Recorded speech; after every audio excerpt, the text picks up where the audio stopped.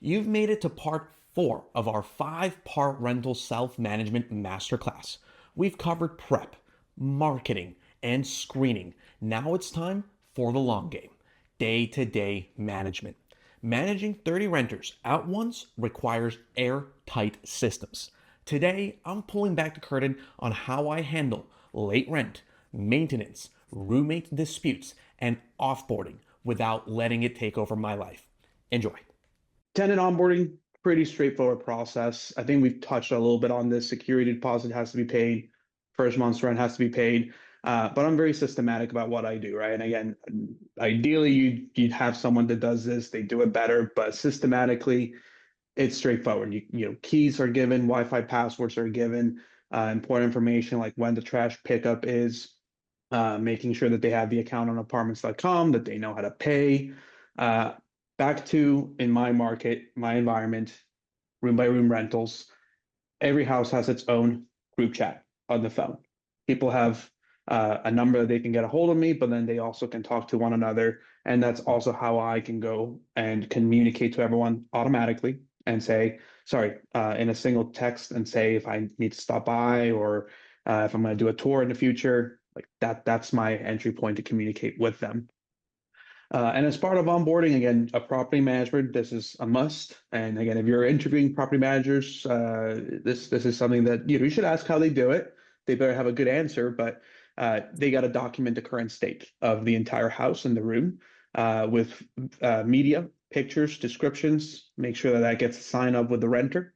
9 times out of 10, when someone deducts more security deposits, the renter doesn't fight back. But if they do, um, courts tend, depending on which state you're in, some states are going to be very renter friendly, others maybe not so much, but you better have whoever's doing this onboarding have evidence very concretely with a digital breadcrumb that says the condition of the place upon moving was this, and the condition of the place upon moving out was that.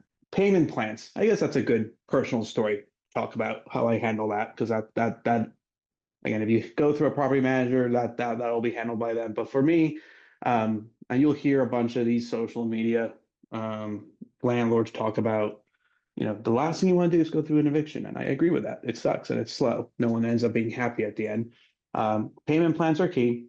Right now, I think I've got 2 or 3 renters. That's for moving tomorrow. I've got 2 or 3 renters that are late on rent, and here's my 2 rules. One is communication. If you're being transparent and you're communicating frequently, we're probably going to figure it out. It's okay. If you ghost me, we're fucked. I hate getting ghosts. I mean, I will do everything in my power to really make your life hard if you're going to ghost me. And that's the worst experience I've had in the most recent eviction was the person that ghosted me. But good communication, being transparent goes a long way. I tell that to all my renters. Second thing is partial payments. It's a payment plan. I don't care how much it is. If you're making weekly payments, a little bit, it shows me you're on top of it. You're thinking about it. It's top of mind. You're on it. After that, we just got to make sure that it's sustainable and it's not a snowball where the debt keeps going more and more and it won't be sustainable. And by that, what I mean is I typically give people a time box and a kind of a threshold of saying as long as you're not more than 2 months late on rent, you can be a month and a half, you can be a month and 29 days. Less than 2 months, we can work it out. Now, of course, there's late fees. Never forget the late fees. That's part of the accountability. And something you definitely want to be collecting and making sure that utility bills. This one's probably going to be a hot take. And I love to hear other people's opinion and experience, but I, from the very beginning, 8 years ago, decided that I wanted to have all my utility bills across all my properties under my name.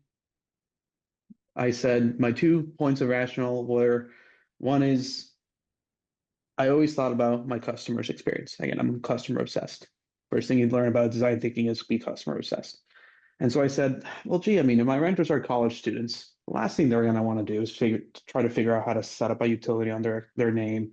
And then once they move out, how to transfer it and then repeat that process. It's awful. So for me, it's better experience if it's already taken care of. There are obviously risks to that. because I'm on the hook, not that. And then the second one was I said, well, I mean, it's part of our deductions that we can deduct from all of our rent revenue, and C, the business credit card I use gets me a juicy 3%, I think, on every transaction, 2.5, I think, is on every transaction. So renter pays for the utilities.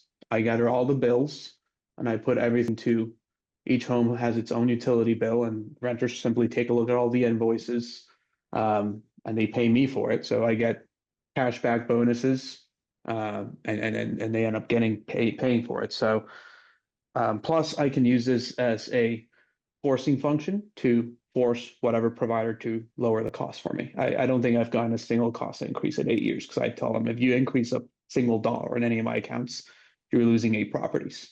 Not negotiable. I won't pay a penny more than what I'm paying now. It takes a while to deal with their account manager teams because I no longer talk to the first person you talk to. But yeah, once you get enough properties and accounts under a provider's name company, you can get some discounts.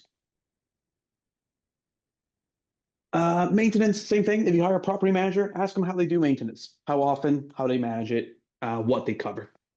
For me, since I manage my own properties, I do my own annual water heater flushing. Prolongs the life of my water heater. Tends to be quite easy, in and out, I think within an hour.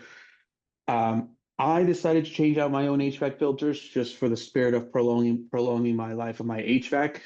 I don't trust renters to do it themselves, so I do that. And again, some renters really appreciate that for me. Some of my HVACs are in the attic, and a renter might be like, I don't want to go up there. There's monsters up there, whatever the reason. And I do that for them. Winter prep, depending on where you live, this could be a must-have, or it might can be disregarded. I mean, I live in Georgia, so it doesn't get too bad. But but occasionally, like this year, it got pretty bad. I think at one point we were in the low 20s, maybe upper teens. So to me, I have group text message to all my renters. Please make sure you leave faucets dripping. I make sure that I have all of my garden spigot, that are exposed to the exterior insulated. Again, minimize the chances of pipes bursting. It sucks. Fortunately, knock on wood, I've never had that happen to me. Maintenance requests. Again, part of good customer experience. Move quickly on these. Or if you have a property manager, ask them, do you track how quickly you get issues resolved when a renter submits a maintenance request? It's part of the reviews. At the end of the day, the reviews are going to kind of show all that and expose the ugly truth if they're lying to you. But for me, because I'm my own property manager, communicate first, acknowledgement of the issue. Mean time to response rate is probably less than 5 minutes. Tell me more about the issue. All right, can you take some pictures of it? How bad is it? Is this something you need fixed right away? Can we wait a week or two? And then in terms of getting it fixed, same thing. I mean, depending on the urgency and the severity, it can be right away. I sometimes jump on a call at 1 a.m, call one of my contractors. Hey, Joe, got a leak. Are you free tomorrow? You're not? Okay. Hey, no worries. When's the next time you're free? All right, I'll get back to you. I call two of my other guys. Make sure it gets done. Other times, YouTube video comes into play. Over 8 years, I've done so many basic DIY repairs. If it's something basic, running toilet. Oh, Zach, good news. I can come by this weekend and fix that. It takes me 5 minutes, but if you really want to get it fixed now, because your water bill is going to go high if this doesn't get fixed now, here's a video I recorded. You just follow that. You'll get it fixed in 3 minutes. And I've had that toilets running, smoke detector beeping, two of the most common things that people look through and they can resolve themselves. All right. Someone asked a great question earlier about dispute management. So we kind of already covered this one. You have a lease agreement, enforce a lease agreement. That's as simple as that. Never takes. I think someone had asked earlier, how do I deal with drama? Yeah, that's an annoying part of what I do, my model and how involved I am. Maybe a couple or a few times I kind of make it fun for folks. I will literally mediate when things get hairy between two people, two type A personalities, 21, 22-year-old males, testosterone's going. Guys, chill down. Let's go get a beer and talk about it. And I join my renters for beer. And I facilitate. Again, kind of feel like sometimes I'm like the dad slash the mother of the group, but my objective is this: if they figure it out, drama free for the rest of the lease term, potentially renewals. Um, but at the minimum, it's again, I have had renters that even if they tell me like, Adrian, I don't want to renew because it's just now working with his roommate. Do you have other properties? You bet I do. Which one do you want? Pick your poison. And now I've got turnover into another one of my properties. I've had at least 4 or 5 renters that do that with me. They just move up between properties, and it's just because personalities sometimes don't jive. Cool. Offboarding, all pretty straightforward, honestly. Like at this point, like it's just communication with the individual, 30 days notice, whatever is your county or your region's requirement to give them um, for them to inform you if they want to renew or not. And then just meeting them for the move out, taking a look at all the conditions, pictures, evidence, uh, compare and contrast, uh, kind of tell them what to expect. Again, from what the legal system is for your region. In my case, I can hold a security deposit for no more than 30 days, according to Georgia. But if I deduct anything, I have to provide proof of receipts.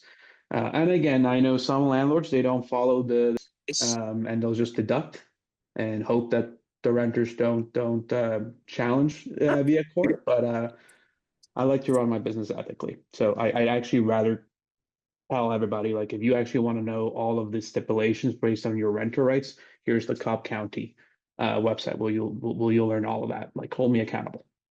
Um, I think it's just the only way to run business. We've covered the 4 pillars of property management now, from the first coat of paint to the final move out inspection. But I know you still have questions, and to wrap this whole masterclass up, my final video is a rapid fire Q&A where I answer the most common and frequent questions I get from aspiring investors, landlords, and property managers. Let's head into that final video. I'll see you there.